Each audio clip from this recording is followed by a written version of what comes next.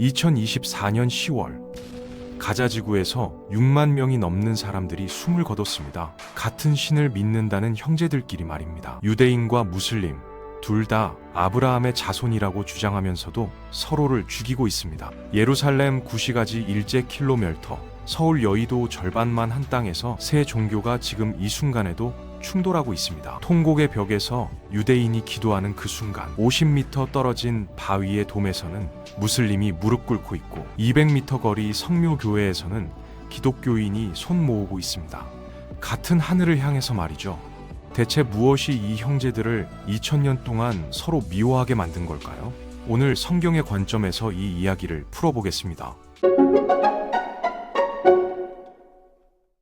유대교, 기독교, 이슬람교가 어떻게 갈라졌는지, 그리고 왜 기독교만 완전히 다른 길을 걸었는지 살펴볼 텐데요. 창세기 12장, 하나님께서 아브라함을 부르시며 이렇게 말씀하셨습니다. 너로 말미암아 천하 만민이 복을 받으리라. 한 민족을 통해 모든 민족에게 복이 흘러가게 하겠다는 명확한 약속이었습니다. 그런데 1500년이 흘렀는데도 그 복은 이스라엘 안에만 갇혀 있었습니다. 율법 613개로 높은 담을 쌓아버렸기 때문입니다. 할례받지 않은 자는 들어올 수 없다. 안식일을 어긴 자는 돌로 쳐라. 유대인들은 자기들만이 하나님께서 선택하신 백성이라고 믿었습니다. 시내산에서 받은 10계명과 3500년간 끊기지 않은 의식들이 그 증거였습니다. 유대교의 핵심은 토라, 곧 창세기부터 신명기까지 5권의 책인데요. 이것을 하나님께서 모세에게 직접 주신 율법이라 믿고 613개 계명을 지키려 노력했습니다. 안식일 준수, 코셔 음식 규정,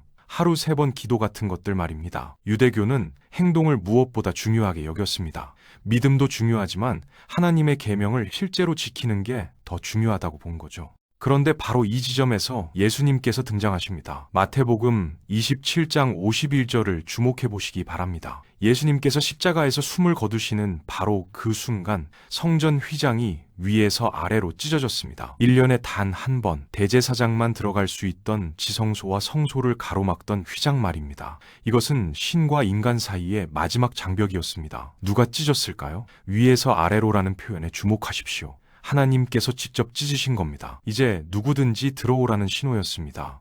할례 여부나 율법 준수 여부와 상관없이 모든 사람에게 문을 활짝 여신 거죠. 그 순간 놀라운 일이 벌어집니다. 이방인 백부장이 고백했습니다.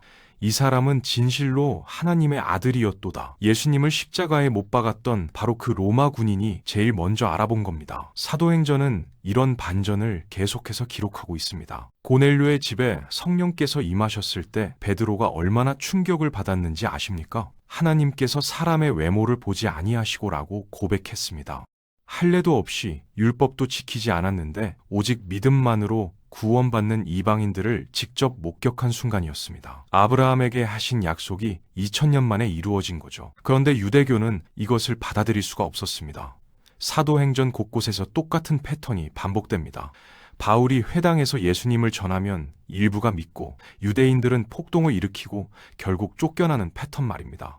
왜 이렇게 격렬하게 반응했을까요? 로마서 9장부터 11장까지를 읽어보시면 바울이 이 비극을 탄식하는 모습을 볼 수 있습니다. 내 형제, 내 골육 친척을 위하여 내 자신이 저주를 받아 그리스도에게서 끊어질지라도 원하는 바로라. 문제는 신학이 아니라 정체성이었습니다. 할례, 음식법, 안식일이 유대인을 정의하는 핵심이었는데 기독교가 와서 그런 것들은 필요 없습니다. 예수님만 믿으면 됩니다 라고 말한 겁니다. 유대교 입장에서는 정체성 해체나 다름없었습니다. 요한복음 8장을 보면 더욱 명확해집니다. 유대인들이 우리 조상은 아브라함이니 종이 된 적 없거늘 이라며 혈통을 자랑하자 예수님께서 이렇게 답하셨습니다. 아브라함의 자손이면 아브라함이 행한 일을 할 것이거늘 너희는 너희 아비 마귀에게서 났으니 혈통이 아니라 행위가 중요하다는 선언이었고 이것이 화해 불가능한 분열을 만들었습니다. 갈라디아서에서 바울은 더욱 직설적으로 말합니다. 아브라함과의 계약은 혈통이 아니라 믿음으로 이어진다는 것. 예수님을 믿으면 누구든지 아브라함의 자손이 된다는 것 말입니다. 이것은 유대교의 핵심 정체성인 선민의식을 정면으로 부정하는 것이었습니다. 이때부터 기독교 안에서 위험한 생각이 싹트기 시작했습니다. 하나님께서 유대인과 맺으신 옛 계약은 이제 효력이 끝났고 예수님을 통해 맺으신 새 계약이 이를 대체했다는 대체 신앙 말입니다. 이제 하나님께서 선택하신 백성은 기독교인이라는 주장이었고, 이것이 훗날 1000년 넘게 이어진 박해의 신학적 근거가 됩니다. 서기 70년 로마가 예루살렘 성전을 파괴했을 때 같은 비극 앞에서 두 종교는 정반대의 결론을 내렸습니다. 유대교는 우리가 토라를 소홀히 한 벌이라며 자책했고, 기독교는 유대인들이 예수님을 거부한 벌이라고 지목했습니다. 이 순간부터 화해하기 어려운 감정의 골이 깊어졌습니다. 325년 니케아 공회의에서 기독교는 유대교의 흔적을 조직적으로 지워나갔습니다. 부활절을 6월절과 분리했고, 안식일을 토요일에서 일요일로 바꿨습니다. 같은 뿌리에서 나온 두 종교가 이렇게 완전히 갈라섰습니다. 그런데 이야기가 여기서 끝나지 않습니다. 두 형이 싸우고 있는 사이에 막내가 등장하기 때문입니다. 서기 610년경 메카에서 무함마드가 천사 가브리엘로부터 계시를 받았다고 선언합니다. 이것이 이슬람의 시작입니다. 흥미로운 점은 쿠란에 아브라함, 모세, 예수님이 모두 등장한다는 겁니다. 무함마드는 자신을 이 예언자들의 마지막 계승자라고 했습니다. 유대교와 기독교를 부정한 게 아니라 여러분이 받은 계시는 같은 신에게서 나왔지만 중간에 왜곡되었습니다. 제가 그것을 바로잡으러 왔습니다. 라는 입장이었던 거죠. 쿠란은 예수님을 인정합니다. 동정녀 탄생 3장 45절부터 47절, 기적 행함 5장 110절, 심지어 메시아 호칭 3장 45절까지 인정합니다. 하지만 결정적인 선을 하나 그었습니다. 쿠란 19장 35절입니다. 알라께서 자식을 두는 것은 그분의 영광에 맞지 않는다. 예수님은 위대한 선지자일 뿐이지 절대로 하나님의 아들은 아니라는 것입니다. 왜 이렇게 되었을까요? 요한복음 14장 6절을 보십시오. 내가 곧 길이요 진리요 생명이니 나로 말미암지 않고는 아버지께로 올 자가 없느니라. 기독교의 핵심은 바로 이 배타성입니다. 오직 예수님, 다른 길은 없다는 것이죠.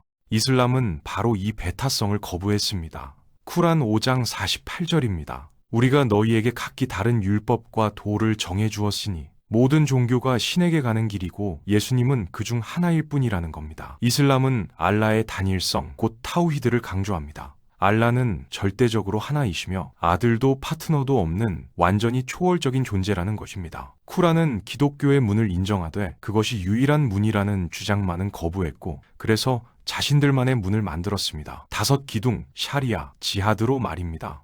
처음에는 우호적이었습니다. 622년 무함마드가 메디나로 이주했을 때 유대인 부족들과 메디나 헌장을 작성하며 하나의 공동체를 이뤘습니다. 초기 무슬림들은 기도할 때 예루살렘을 향해 절했습니다. 유대교와 같은 뿌리에서 나왔음을 보여주려 했던 겁니다. 하지만 유대인들이 무함마드의 예언자 지위를 인정하지 않으면서 관계가 무너졌습니다. 결국 히지라 후 16개월쯤 지나 쿠란 2장 144절의 계시를 통해 예배 방향이 메카로 바뀝니다. 이슬람이 유대교의 그늘에서 벗어나 독자적인 정체성을 선언한 역사적 순간이었습니다. 이제 새 종교의 구도가 명확해졌습니다.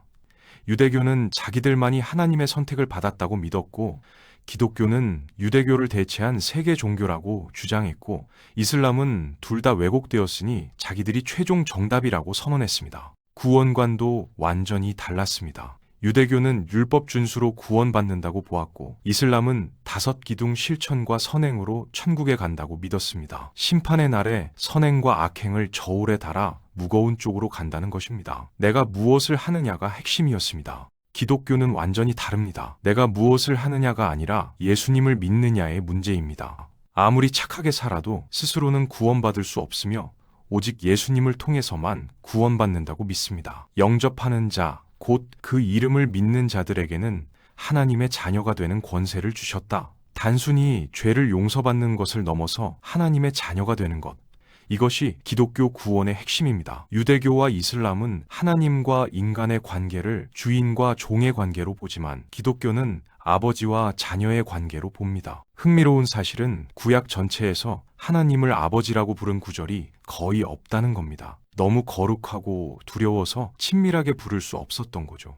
이슬람도 마찬가지로 알라를 아버지라고 부르는 건 상상조차 할 수 없습니다. 그런데 예수님께서는 혁명적인 일을 하셨습니다. 하나님을 아바, 곧 아빠라고 부르신 겁니다. 그리고 제자들에게도 그렇게 기도하라고 가르치셨습니다. 하늘에 계신 우리 아버지, 성경은 이렇게 말합니다. 너희가 아들이므로 하나님께서 그 아들의 영을 우리 마음에 보내사 아바 아버지라 부르게 하셨다. 성령께서 우리 안에 계시기 때문이라는 것입니다. 새 종교를 대표하는 인물을 보면 더욱 명확해집니다. 모세와 무함마드는 위대한 선지자였지만 돌아가셨습니다. 가르침은 남았지만 그들 자신은 더 이상 없습니다. 예수님은 다릅니다. 예수님의 영이 지금도 살아서 우리와 함께 하신다는 것이 기독교의 믿음입니다. 유대교와 이슬람은 내가 노력해서 하나님께 인정받아야 하지만 기독교는 예수님의 영이 우리 안에서 우리를 변화시키신다고 봅니다. 성경은 이것을 나무에 접붙인 가지로 비유합니다. 가지가 나무에 붙어 있으면 생명력이 흘러들어 자연스럽게 열매를 맺는 것처럼 말입니다. 그런데 신학적 차이만으로 왜 서로의 피를 흘렸을까요?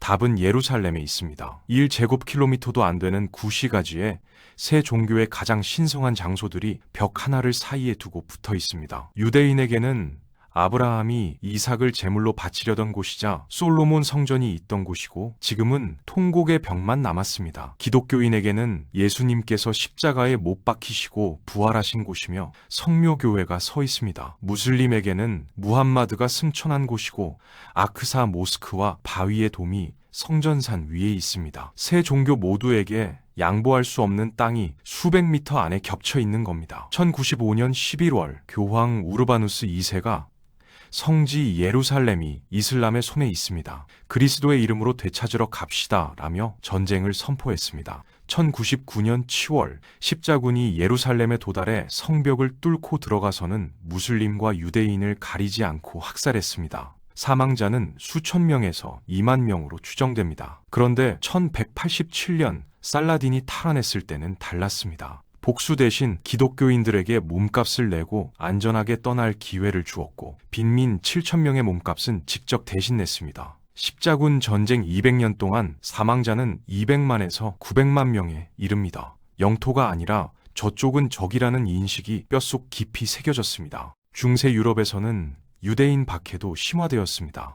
예수님을 죽인 민족이라는 낙인 아래 1290년 영국, 1306년 프랑스, 1492년 스페인에서 추방되었습니다. 이 모든 것이 니케아 공회의에서 시작된 신학적 적대감에서 비롯되었습니다. 20세기에는 더욱 복잡해졌습니다. 수백 년간 박해받던 유대인들이 19세기 말 시오니즘을 일으켰고 나치 독일의 홀로코스트로 600만 명이 학살당했습니다. 전쟁 후 1948년 이스라엘이 독립하자 아랍 5개국이 침공했고 75만 명의 팔레스타인 사람들이 난민이 되었습니다. 아이러니한 것은 유대인들이 기독교 유럽의 박해를 피해 세운 나라에서 이슬람 세계와의 갈등이 폭발했다는 점입니다. 2024년 국제사법재판소가 이스라엘의 점령을 불법이라고 권고했지만 거부당했고 2023년 10월부터 시작된 가자 전쟁으로 6만 명이 넘게 숨졌습니다. 가자 주택의 60% 이상이 파괴되었고 200만 명이 물과 식량 없이 고통받고 있습니다. 지금 이 순간에도 같은 신을 믿는다는 사람들이 서로를 죽이고 있습니다. 처음으로 돌아가 봅시다. 새 종교는 같은 아버지 아브라함에게서 시작했고 같은 예언자들을 공유하고 같은 예루살렘을 성지로 여깁니다.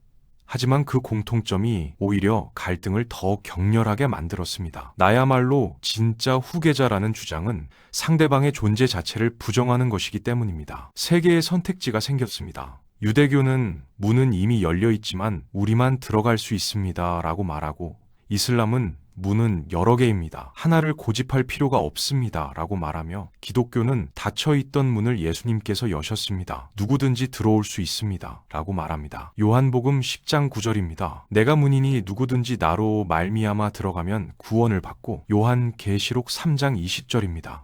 볼지어다 내가 문 밖에 서서 두드리노니 누구든지 내 음성을 듣고 문을 열면 내가 그에게로 들어가리라. 예수님께서는 여전히 문 밖에 서 계십니다. 유대교는 다른 문을 지키고 있고 이슬람은 다른 문을 만들었지만 예수님께서는 여전히 자신이 그 문이라고 말씀하십니다. 2000년이 지났습니다. 찢어진 휘장은 다시 꿰매지지 않았고 문은 여전히 열려 있습니다. 사도행전 4장 12절입니다. 다른 이로서는 구원을 받을 수 없나니 천하 사람 중에 구원을 받을 만한 다른 이름을 우리에게 주신 일이 없음이라. 이것은 오만이 아닙니다. 찢어진 휘장을 보았고 부활을 경험했고 이방인에게 임하신 성령을 목격한 사람들의 증언입니다. 가자 지구에서는 오늘도 형제들이 싸우고 있고 예루살렘에서는 새 종교가 각자의 답을 외치고 있습니다. 그러나 그 문 앞에는 모든 것을 예비하시고 우리를 사랑하사 당신의 모든 것을 내어주신 분이 서 계십니다. 예수님을 구주로 받아들이는 축복이 여러분에게 임하기를 기도합니다.